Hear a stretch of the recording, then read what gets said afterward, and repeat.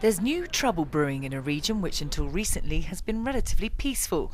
For the past 5 years, the province of Kunduz has been home to hundreds of German troops based at a provincial reconstruction team.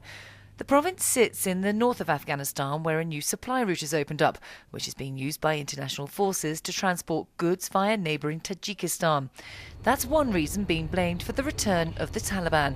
They're back and are causing concern for the new man in charge of NATO and US forces. It's very timely for General McChrystal to visit this area now. Over the last few months, Kunduz has seen a rise in insurgent activity, and it's thought the Taliban might just use the upcoming elections as an opportunity to launch more attacks in this area, just as all eyes are focused on the more volatile south. I'm very worried about Kunduz, and I'm disappointed that the security has gotten worse just at a time when we have challenges around the country. The insurgency got stronger in the south, and it got stronger in the east 3 years ago, and yet it's gotten stronger in Kunduz recently.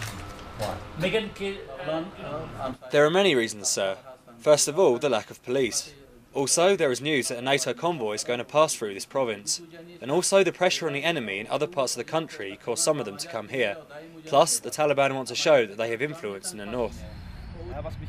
This rise in insurgency is a testing time for the German troops here. They've lost 4 soldiers since March. Their rules of engagement have had to change, so now they can fire on any Taliban they think are preparing an attack. Before, they weren't allowed to fire unless they were fired upon first.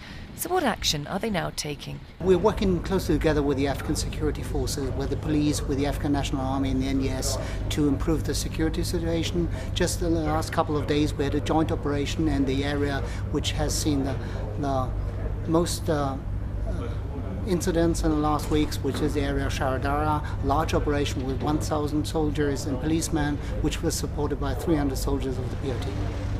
Back at the governor's office and outside, there's a show of force on display for the VIP visit. Police, army and NDS, Afghanistan's own type of FBI. Inside, the governor's going through his wish list. Everywhere I go, governors and commanders need more forces.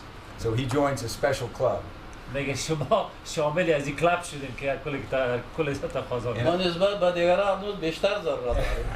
Compared to others, I need even more.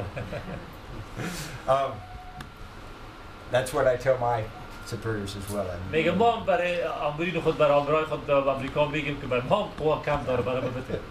The general makes a promise that he's going to pay more attention to the region and help out where he can, reinforcing the protection of the Afghan people as a priority. I am urging my forces and ours together that we also operate in a way that protects the Afghan people, so we be very careful with our use of close air support, with our use of fires. Anything that will cause the Afghan people to not support us is something that I want us to stop. Faced with a rise in insurgency, the new US commander in charge in Afghanistan is trying new tactics, and all ideas seem to be on the table. He believes it's time to talk to the Taliban. I think so. I think the average Taliban fighter fights within about 30 kilometers of his home. He's not a professional ideological guerrilla. What he is a guy who made a decision for any number of reasons, and I think many of them are absolutely open to coming back under the government of Afghanistan. So we got to do that in a coordinated process, but I think it makes a lot of sense. Mel Preen in Kunduz, Afghanistan for the NATO Channel.